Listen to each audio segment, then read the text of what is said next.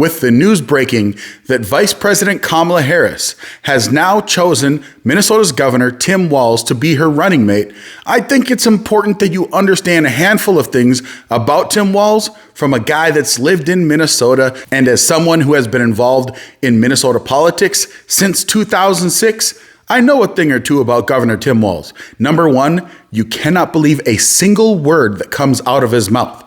He lies in order to keep power. He might come off as some type of moderate or some type of rational, normal person, when in fact, he never makes a single move without calculating whether or not it will gain him power or lose him power. It doesn't matter what the situation is. There could be a bill that goes through the legislature, goes through the House and the Senate, and it's on its way to the governor's mansion, and he decides, I'm not going to sign this. Why doesn't he sign this leftist progressive garbage bill that comes to his desk? Is it because he's not a leftist? Wrong. It's because he understands that the public sentiment about that bill is one that will lose him power. When it comes to criminal aliens, he believes that Minnesota should be a refuge for them. What's the proof? Well, he signed several bills that gave criminal aliens the same rights as American citizens and Minnesota residents. For instance, in Minnesota, if you are a criminal alien, you can attend college completely tuition free.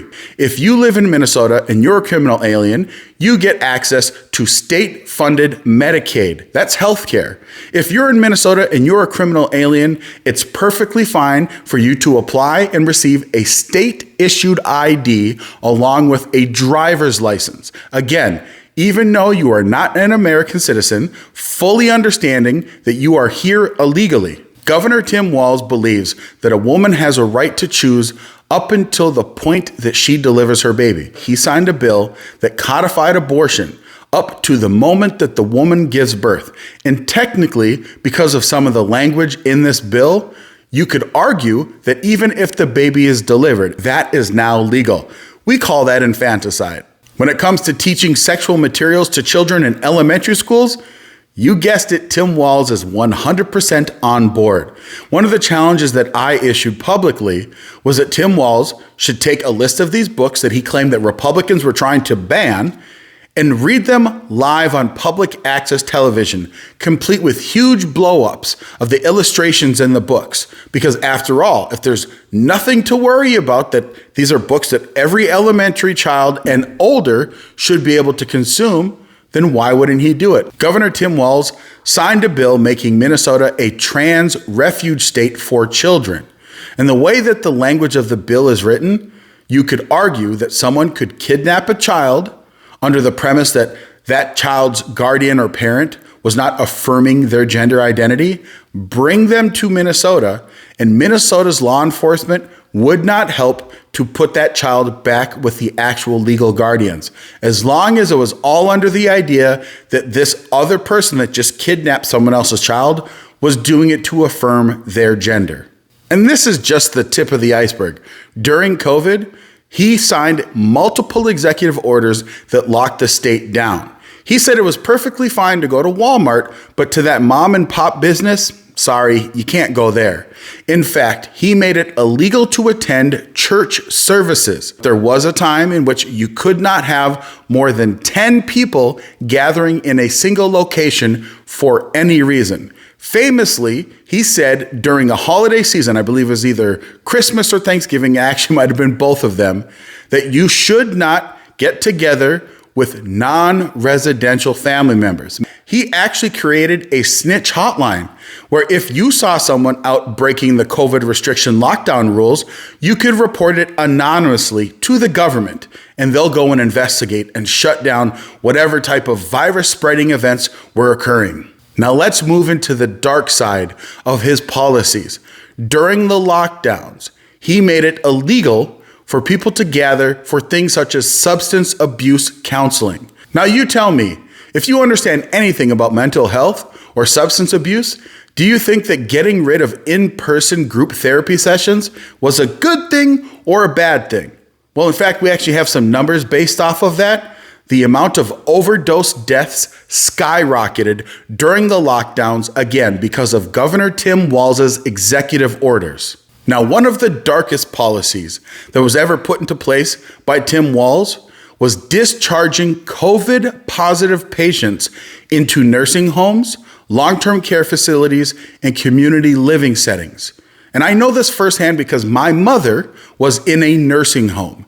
And when we were unable to physically go and see her in person, I would talk to the other staff and nurses, and they would explain that they would be receiving certain patients that they would find out days after they were admitted had tested positive for COVID. And by the time they had learned that there were COVID positive patients, all of the staff were spreading it around the entire facilities. And guess what happens when people who were the most vulnerable and most susceptible to dying from COVID or dying with COVID, guess what happened to them?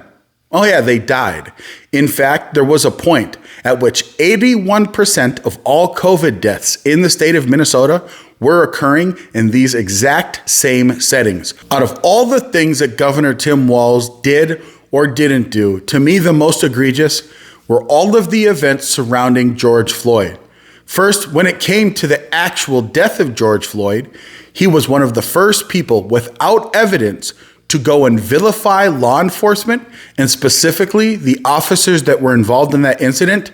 He called it murder. Do you think that inflamed the situation, or do you think it calmed it down? And how long did it take Governor Tim Walz to actually call up the National Guard to intercede with the riots that caused hundreds of millions of dollars of damage in the Minneapolis-St. Paul area? It took him 3 days.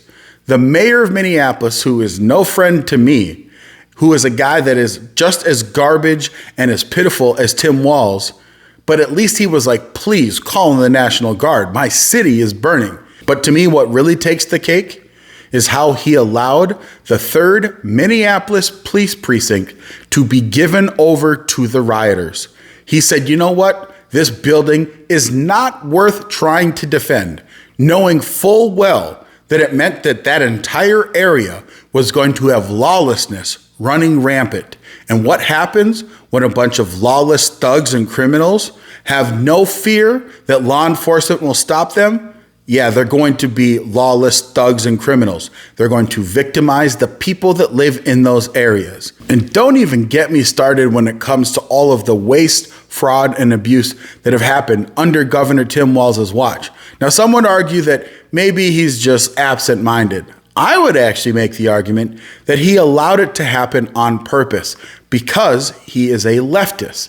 He believes that it's perfectly fine for people that are using the system to abuse the system. Redistribution of wealth, baby. Now, based off of reporting done by Center of the American Experiment, and specifically Bill Glahn, those estimates right now are sitting at about $550 million. So here's what you really need to understand. There is not a single leftist, progressive, Marxist, or communist policy that Tim Walz doesn't support. The only question as to whether or not he's going to support it is whether or not it is accepted by the public. So there you go. Vice President Kamala Harris and Minnesota Governor Tim Walz are a perfect match for each other. A match born in communist Marxist hell.